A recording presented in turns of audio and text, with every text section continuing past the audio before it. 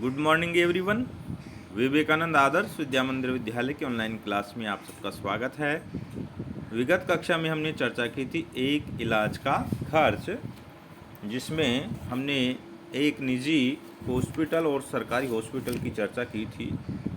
उसी विषय को हम आज आगे पढ़ेंगे और सार्वजनिक और निजी स्वास्थ्य सेवाएं हैं उनके बारे में विस्तार से अध्ययन किया जाएगा। आज हम चर्चा करेंगे सार्वजनिक और निजी स्वास्थ्य सेवाएं। उपयुक्त कहानी से आप समझ गए होंगे कि हम स्वास्थ्य सेवाओं को दो मोटे वर्गों में बांट सकते हैं। स्वास्थ्य सेवाओं को कितने भागों में? दो भागों में बांटा है, सार्वजनिक स्वास्थ्य सेवाएं और निजी स्वास्थ्य सेवाएं। एक तो जो सरकार की तरफ से संचालित होती है वो सार्वजनिक स्वास्थ्य सेवाएं हो गई, और जो निजी व्यक्तियों के द्वारा संचालित व्यवस्थाएं निजी स्वास्थ्य सेवाएं हो गई। तो पहले सार्वजनिक स्वास्थ्य सेवाओं के बारे में पढ़ेंगे, उनके बारे में अधिक जानकारी प्राप्त करेंगे। उसके बाद में निजी स्वास्थ्य सेवाओं की चर्चा हम यहाँ पर करेंगे। सार्वजनिक स्वास्थ्य सेवा स्वास्थ्य केंद्रों व अस्पतालों की एक श्रृंखला। सरकारी अस्पताल है, उनकी एक व्यवस्था होती है, और अस्पतालों की एक क्या होती है? श्रृंखला होती है, जो सरकार द्वारा ये व्यवस्था चलाई जाती है। ये केंद्र व अस्पताल आपस में जुड़े हुए हैं, जिससे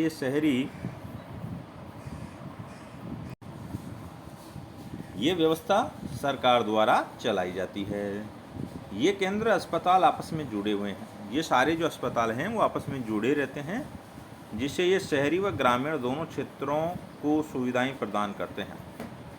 सरकारी अस्पताल ग्रामीण और शहरी दोनों क्षेत्रों में अपनी सेवाएं प्रदान करते हैं और सभी बीमारियों का ये इलाज भी प्रदान करते हैं। ग्राम के स्तर पर एक स्वास्थ्य केंद्र होता है। अब बात करते हैं ग्राम की, तो ग्राम स्तर पर एक स्वास्थ्य केंद्र होता है, जहाँ पर एक नर्स और एक ग्राम स्वास्थ्य सेवक रहता है। इन्हें सामान्य बीमारियों के इलाज के लिए प्रशिक्षित कर दिया जाता है। वे प्राथमिक स्वास्थ्य केंद्र की डॉक्टरों की देखरेख में कार्य करते हैं। ग्रामीण क्षेत्र में ऐसा केंद्र कई गांवों की ज़रूरतों को पूरा करता है।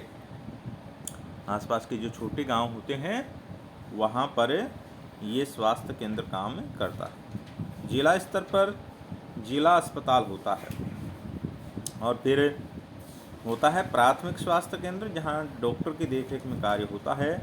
उसके ऊपर होता है जिला अस्पताल, जो इन सभी स्वास्थ्य केंद्रों की देखरेख करता है। बड़े शहरों में कई सरकारी अस्पताल होते हैं। बड़े शहर होते हैं वहाँ एक नहीं कई सरकारी अस्पताल होते हैं। हर इलाके में एक बड़ा अस्पताल होता है। जैसे एक वह था जिसमें अमन को ले जाया गया था, और ऐसे विशिष्ट सरकारी अस्पताल हैं जिनका जिक्र हाकिम शेख की कहानी में भी हुआ था। तो शहरों में अनेक स्वास्थ्य केंद्र होते हैं, प्राथमिक स्वास्थ्य केंद्र, और उनसे बड़े जहां पर इलाज प्रदान किया जाता है जिला स्तर के अस्पताल। इन स्वास्थ्य सेवाओं को कई कारणों से सार्वजनिक कहा जाता है। ये जो स्वास्थ्य सेवाएं कई कारणों से सार्वजनिक स्वास्थ्य सेवाएं कहलाती हैं।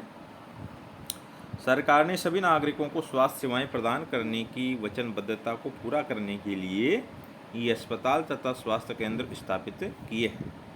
इन सेवाओं को चलाने के लिए धन उन पैसे से आता है जो लोग सरकार को टैक्स के रूप में देते हैं।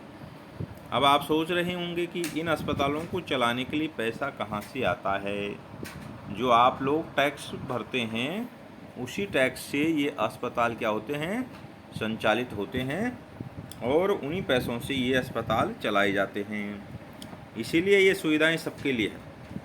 आपके टैक्स से ये अस्पताल चलते हैं और ये सुविधाएं सबके लिए होती हैं, अतः इन्हें सार्वजनिक स्वास्थ्य सेवाएं कहते हैं। सार्वजनिक स्वास्थ्य व्यवस्था का एक महत्वपूर्ण पहलू यह है कि इसका उद्देश्य अच्छी स्वास्थ्य सेवाएं निःशुल्क या बहुत कम कीमत पर देना है, जिससे गरीब लोग भी इलाज करा सकें। स्वास्थ्य सेवाओं का अन्य महत्वपूर्ण कार्य बीमारियों जैसे टीबी, मलेरिया, पीलिया, दस्त लगना, हैजा, चिकनगुनिया आदि को फैलने से रोकना है। स्वास्थ्य सेवाओं का अन्य महत्वपूर्ण कार्य क्या है? अनेक बीमारियां जो हमारे यहाँ प्राय रहती हैं, जैसे टीबी है, मलेरिया है, पीलिया है, दस्त लगना है, इन बीमारियों को हमारे यहाँ पर रोकने का कार्य स्वास्थ्य सेवाओं के द्वारा किया जाता है। ये देखिए महत्वपूर्ण ये बीमारियाँ हमारे यहाँ पर अक्सर लोगों को परेशान करती हैं।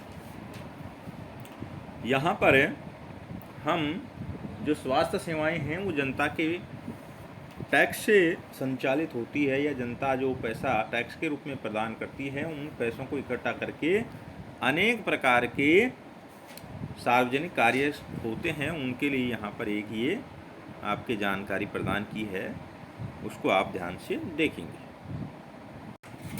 ये देखिए, हमको सरकार को टैक्स क्यों देना चाहिए, हमें सरकार को कर क्यों देना चाहिए, उसी के बारे में यहाँ थोड़ी जानकारी प्रदान की है। सरकार कर से प्राप्त धन का उपयोग विभिन्न प्रकार की सार्वजनिक सेवाओं को मुहैया करवाने में खर्च करती है। जो भी करों से पैसा इकट्ठा होता है, सरकार उन पैसों को इकट्ठा करके विभिन्न प्रकार की सार्वजनिक सेवाएं उपलब्ध करवाती है, जिससे सभी नागरिकों को फ़ायदा होता है। उदाहरण के लिए जैसे प्रतिरक्षा है, यानी हमारी सुरक्षा, पुलिस है, न्यायिक व्यवस्था है, राजमार्ग इत्यादि कुछ सेवाओं से सभी नागरिकों को लाभ होता है। जैसे राजमार्ग निर्माण है, नागरिकों की सुरक्षा है, पुलिस की व्यवस्था है, न्यायिक व्यवस्था है, ये सारा कार्य आपके करों द्वारा प्रदान की गई राशि से होता है। अन्यथा इन सेवाओं की व्यवस्था स्वयं नागरिक नहीं कर सकते। अब कोई व्यक्ति इतनी बड़ी रोडों का निर्माण, एक न्यायिक व्यवस्था, एक सुरक्षा विषय है, पुलिस की व्यवस्था, वो कोई नहीं कर सकता, ये सरकार करती है। और सरकार आपके करों से जो पैसा इकट्ठा होता है उनसे ये कार्य प्रदान करती है। करों से ही कुछ विकासात्मक कार्यक्रम एवं सेवाएं उपलब्ध होती हैं। करों से कुछ विकास के कार्य भी संचालित होते हैं, जैसे शिक्षा है, स्वास्थ्य है। हमारे यहाँ पर शिक्षा प्रदान करना, स्वास्थ्य का ख्याल रखना, जैसे अभी हमने बात की, सार्वजनिक स्वास्थ्य सेवाओं के अंतर्गत लोगों को रोजगार प्रदान करना, सामाजिक कल्याण, व्यावसायिक प्रशिक्षण, किसी व्यवसाय के लिए प्रशिक्षण प्रदान करना, ये व्यवस्थाएं सरकार करती हैं। करों से प्राप्त धन का उपयोग कुछ प्राकृतिक आपदाओं जैसे बाढ़, भूकंप, सुनामी आदि मामलों में ही राहत एवं पुनर्वास के लिए भी किया जाता है। इसके अलावा जो पैसा इकट्ठा होता है उससे प्राकृतिक आपदाओं के समय भी लोगों को सहायता पहुंचाने में, जैसे बाढ़, भूकंप आ जाएं, सुनामी आ जाए, तो लोगों को राहत प्रदान करने में और उनको पुनर्स्थापित करने में ये पैसा उपयोग में आता है। इसके अलावा अंतरिक्ष एवं परमाणु प्रक्षेपास्त्रों से संबंधित कार्यक्रमों को भी करों के द्वारा प्राप्त राजस्व से चलाया जाता है। कि परमाणु कार्यक्रम, प्रक्षेपास्त्र कार्यक्रम, जो आपके पैसे होते हैं करों से इकट्ठे, उनसे ही ये बड़े आयोजन या बड़े कार्यक्रम संचालित होते हैं। सरकार खास तौर से गरीबों को कुछ सेवाएं प्रदान करती है जो वो बाजार से नहीं खरीद पाते। इसका उदाहरण स्वास्थ्य संबंधी सेवा है। क्या आप ऐसे अन्य उदाहरण दे सकते हैं? बहुत सारे ऐसे उदाहरण हैं। स्वास्थ्य सेवाएं जैसे सरकार हमको प्रदान करती है, ऐसे ही कई निःशुल्क सेवाएं हमको प्रदान करती है, जैसे राशन के तहत लोगों को अनाज उपलब्ध करवाना है, केरोसिन उपलब्ध करवाना है, उज्ज्वला योजना है जिसके अंदर लोगों को गैस सिलेंडर प्रदान किए जा रहे हैं, वर्तमान में चूल्हे भी निःशुल्क दिए जा रहे हैं। तो ये सेवाएं हैं जो आपके करों से ही जो पैसा इकट्ठा होता है उनसे ये सारी व्यवस्थाएं संपादित होती हैं। तो अब आप समझ गए होंगे कि किस प्रकार से ये जो आपके कर हैं, आपके करों से जो पैसा इकट्ठा होता है वो किस प्रकार से उपयोग में आता है। सार्वजनिक सेवाओं की हम बात कर रहे थे कि किस प्रकार से हमारे यहाँ पर सार्वजनिक स्वास्थ्य सेवाएं प्रदान की जाती है।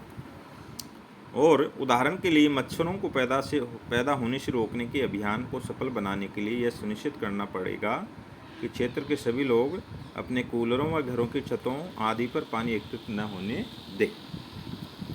हाकिम शेख के प्रकरण को पुनः याद हम करेंगे। क्या आप जानना चाहेंगे कि उनके मामले में कोर्ट ने क्या निर्णय दिया? हाकिम शेख जो था उसको 8 हॉस्पिटलों में जाने के बाद भी स्वास्थ्य सेवाएं उपलब्ध नहीं हुई, अतः उसको कोर्ट की शरण लेनी पड़ी। कोर्ट में उसका मामला गया। हमारे संविधान के अनुसार लोगों को हितों को सुनिश्चित करना और सबको स्वास्थ्य सेवाएं प्रदान करना सरकार का प्राथमिक कर्तव्य है। सरकार को हर व्यक्ति के जीवन के अधिकार की रक्षा करनी है। अदालत ने कहा कि हाकिम शेख को जिन कठिनाइयों से गुजरना पड़ा उसमें उसकी जान भी जा सकती थी। यदि कोई अस्पताल समय पर व्यक्ति को इलाज नहीं प्रदान कर पाता है तो इसका तात्पर्य है कि उससे जीवन की सुरक्षा नहीं दी जा रही। अदालत ने यह भी कहा कि यह सरकार का कर्तव्य है कि वह मरीजों की आवश्यकता स्वास्थ्य सेवाएं दे जिससे आकस्मिक इलाज की सुविधा भी सम्मिलित हो। अस्पताल और उनके स्वास्थ्य संबंधी कर्मचारियों को आवश्यक इलाज प्रदान करने की जिम्मेदारी पूरी करनी चाहिए। कोई भी व्यक्ति हो, अस्पताल किसी भी व्यक्ति को इमरजेंसी में या सामान्य काल में स्वास्थ्य सेवाएं प्रदान करे उनके लिए वो मना नहीं कर सकता। कई सरकारी अस्पतालों ने हाकिम शेख का इलाज करने से मना किया। इसीलिए अदालत ने राज्य सरकार को निर्देश दिया कि वह हाकिम शेख द्वारा इलाज पर व्यय किए गए पूरे खर्च का भुगतान करे और भविष्य में निकट भविष्य में ध्यान रखे कि किसी भी व्यक्ति को इलाज के लिए मना नहीं करे। यहाँ 2 चित्र दिए हैं।